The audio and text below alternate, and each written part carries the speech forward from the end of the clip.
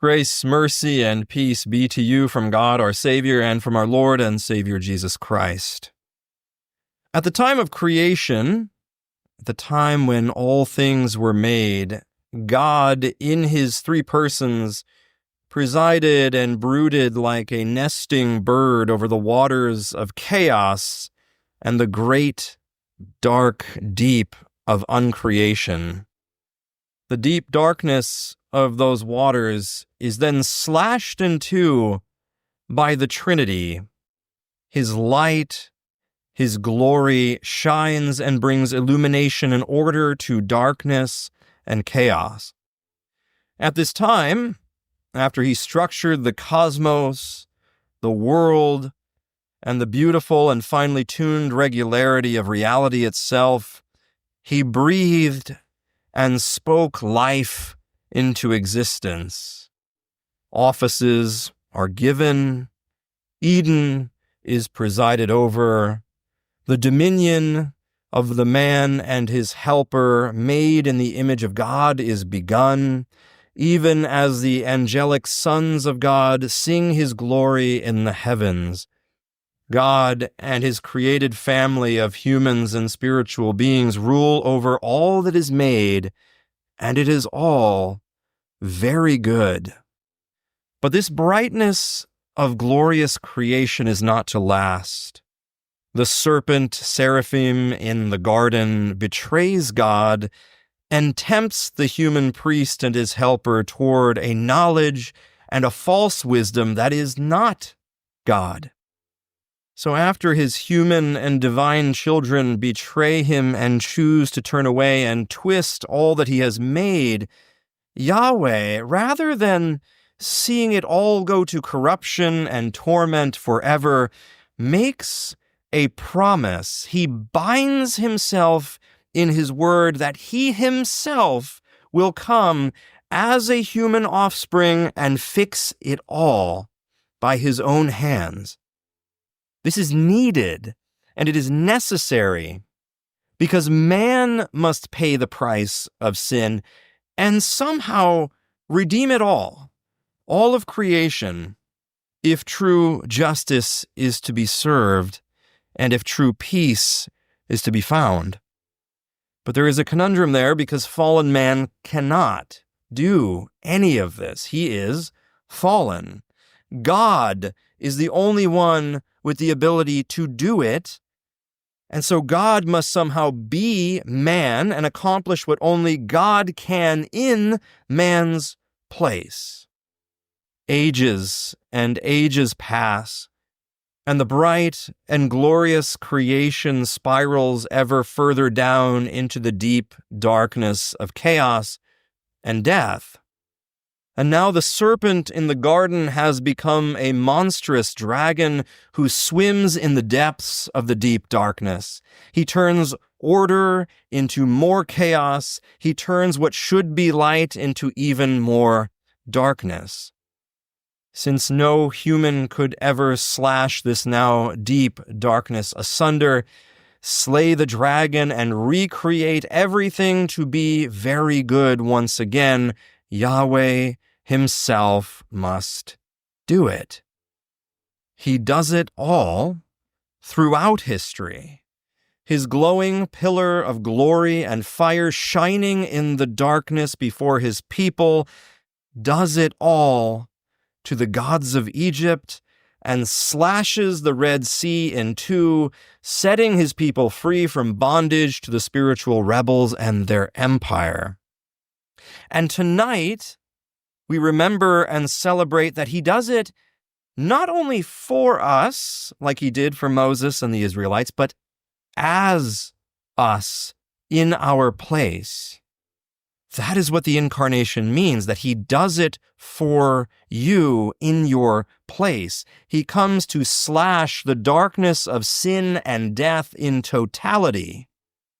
And so when you hear phrases like the one we just heard in Isaiah, and like this, to a people that in darkness sat, a glorious light has shined, this is our event of remembrance.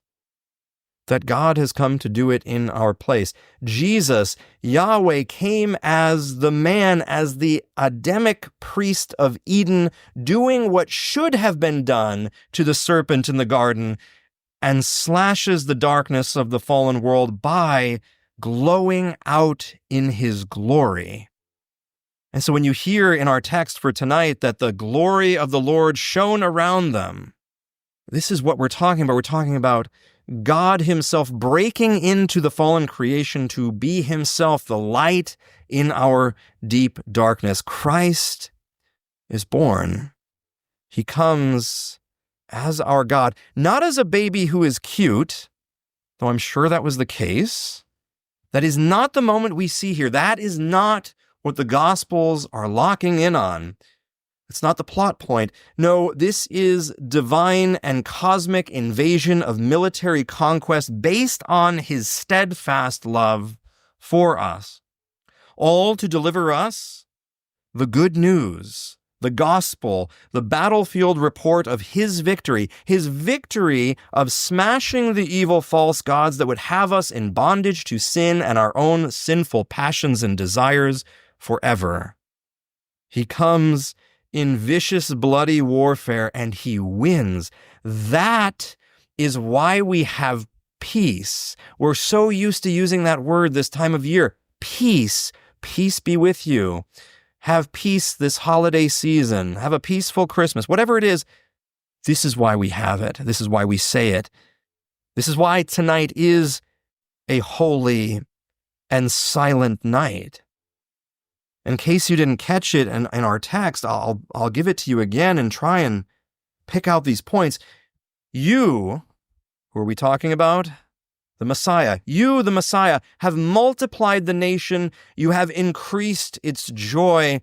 They rejoice before you as with joy at the harvest, as they are glad when they divide the spoil. Spoil of what? Spoil of war. For the yoke of his burden and the staff for his shoulder, the rod of his oppressor. Who is the oppressor? The devil, the false gods. You have broken that yoke of the oppressor, as on the day of Midian. For every boot of the tramping warrior in battle tumult and every garment rolled in blood will be burned as fuel for the fire. The fires of divine and righteous judgment. And as one continuous thought, then you get this famous thing that we know so well. For to us a child is born, to us a son is given, and the government, the ruling actions of all that exist shall be upon his shoulder because he conquered and he took it. And his name shall be called Wonderful Counselor, Militarily Mighty God, Everlasting Father, Prince of Peace. Prince of Peace, not because he is a pacifist, but because he has fought and won the bloody war, and in his mercy to the servants of darkness, you and me, he declares peace. He invites us mercifully into his light and glory. He slays the Leviathan dragon of the deep and brings you up out of that never-ending dark depth. God's light is his glory. His glory is luminous. And tonight, as we receive the merits of Christ and sing his victory in the subdued lighting of this sanctuary later, the glory of his presence illuminates everything. In word, in the sacraments, and even and especially in you. You, a sinner, contains the Holy Spirit given to you in baptism, who then goes out into the world and breaks the darkness. And his light of glory doesn't just end for you in these walls, or even out at the extent and limit of your life here in this fallen place. In the very darkness of your death, Jesus will come to dispel even that pitch blackness. But not just to bring you back to what you know, not just to reset you to zero. No, instead, having been united to him through his means of grace in his church, having received all of his righteousness that he lived out in your place, you now will glow in glory.